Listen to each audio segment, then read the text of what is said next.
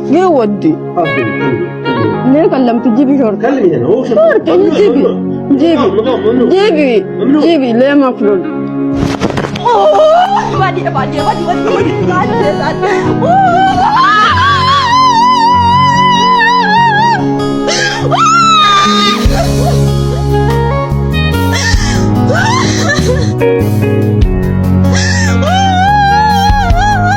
መጀመሪያ ላይ እንደሰማችሁት ደሞዟን ላለመስጠት እየደበደባት ከቤት ውጪ እያላት እንዳያችሁት ነው።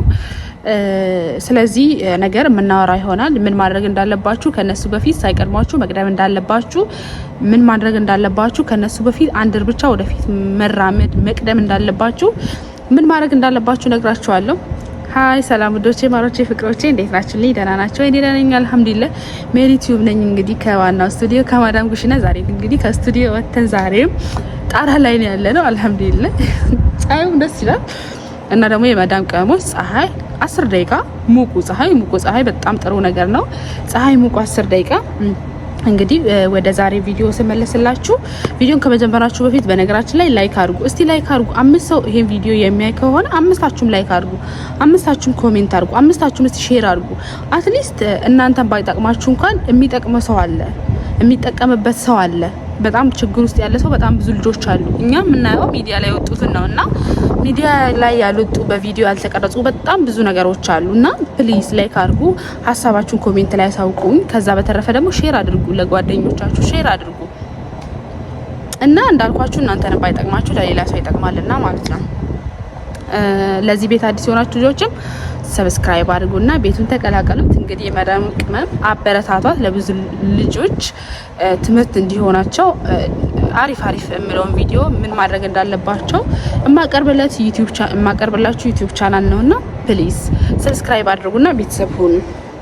እና ወደ ቪዲዮ ስመለስላችሁ እንግዲህ ደሞዟን ላለመስጠት እየደበደበ ከቤት ውጪ እያላት መንገድ ላይ ሊጥላት ማለት ነው እያላት ነውና እንግዲህ ልጅቷም ጮኋለች። ግን ደግሞ የሚሆነው እንግዲህ ከዛ በኋላ እየደበደባት ነው የሚሆነው። እንግዲህ አላህ ይድረስላት ወላሂ። ምክንያቱም ልጅቷ አድራሻውን ምናምን አልተናገረችም፣ ዝም ብላ ነው ቪዲዮ ላይ የለቀቀችው። ማን የት እንዳለች አያውቅም። ዘመዶቿ ምናምን ካልሆኑ በቀር የት እንዳለች አይታወቅም ማለት ነው። እና ወዶቼ እናንተ ምንም ነገር ሳይደርስባችሁ በፊት በተለይ አዲስ የምትመጡ ልጆች በጣም ጥንቃቄ ማድረግ አለባችሁ። እነሱ መጀመሪያ ላይ አዲስ ስትመጡ ሁሉም አረቦች፣ በነገራችን ላይ ሁሉም አረቦች አዲስ ስትመጡ በጣም ነው የሚያሽቃብጡላችሁ፣ በጣም ከምላችሁ በላይ ማለት ነው። እነሱ ለምንድን እንደዛ የሚያደርጉት? እናንተ እንድትዘናጉ፣ እናንተ ቤታችሁ እንዲመስላችሁ፣ እናንተ ራሳችሁን እነሱ ላይ እንድትጥሉ ነው፣ ለሌላ ነገር አይደለም። እናንተ ግን ባዳ እንደሆናችሁ ከነሱ ምንም እንደሌላችሁ ወላሂ ነው የምላችሁ፣ ምንም እንደሌላችሁ እነሱ ምንም ነገር ሊያደርጓችሁ እንደሚችሉ ምንም ነገር ነው የሚያደርጉት ሰውን። ምክንያቱም ለሰው ርህራሄ የሚባል ነገር የላቸውምና ማለት ነው። እና ሳይቀድሟችሁ በፊት መቅደም አለባችሁ ያልኳችሁ ለዚህ ነው። ስለዚህ እነሱ እናንተን ሊያረሳሷችሁ እናንተን ሊያዘናጓችሁ ሲፈልጉ ነውና ሁሉም መጀመሪያ ስትመጡ የሚያሽቃብጡላችሁ እናንተ መጀመሪያ ስትመጡ በየወሩ ደሞዛችሁን መቀበል ዋናው ነገር እሱ ነው። ሲጀመር እነሱ ብር ላለመስጠት ነው። ብሩ ሲጠራቀምባቸው መክፈልም ይከብዳቸዋል። አሁን ኑሮም ሁሉ ነገር እንደ በፊቱ አይደለምና መክፈል ይከብዳቸዋል። ከዛ በኋላ በቃ ልጆቹን እንደዚህ መደብደብ፣ የሆነ አይነት ችግር ማድረስ፣ ማስፈራራት በጣም ብዙ ልጆች ማለት ነው ወላሂ። በተለይ እዚህ ሳዑዲ አረቢያ ላይ በጣም ብዙ ልጆች አሁን እየቀነሰ ነው በቃ ሰው ምናምን እያለ ነው ሲባል እያባሰበት መጣ። እንደውም በጣም ብዙ ችግር እየሰማን ነው ወላሂ በጣም ብዙ። እና ምንም ነገር ሳይደርስባችሁ በፊት እናንተ ቶሎ ቀድማችሁ ብራችሁን ተቀበሉ። በየወሩ ወሩ ሲደርስ ብራችሁን ተቀበሉ።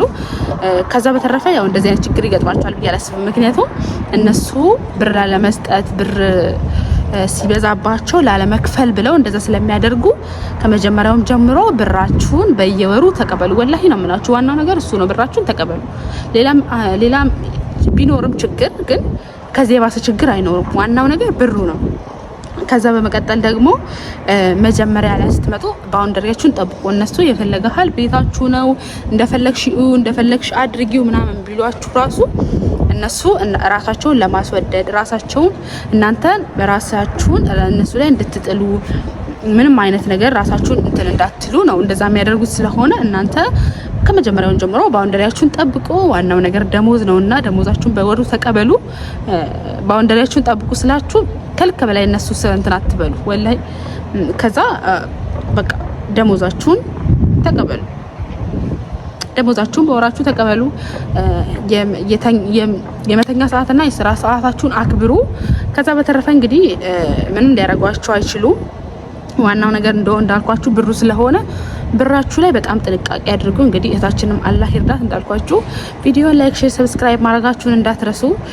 ቪዲዮ በጣም ይጠቅማል ብዬ አስባለሁ። እናንተም ደግሞ ከዚህ ለየት ያለ የምታስቡት ሀሳብ እንደዚህ አይነት ሰው እንደዚህ አይነት ነገር ደርሶበት የምታውቁት በምን አይነት መንገድ ከችግሩ እንደወጣ የምታውቁት ሰው ካለ ደግሞ ሀሳቡን ኮሜንት ላይ አሳውቁኝ እና ወዳችኋለሁ።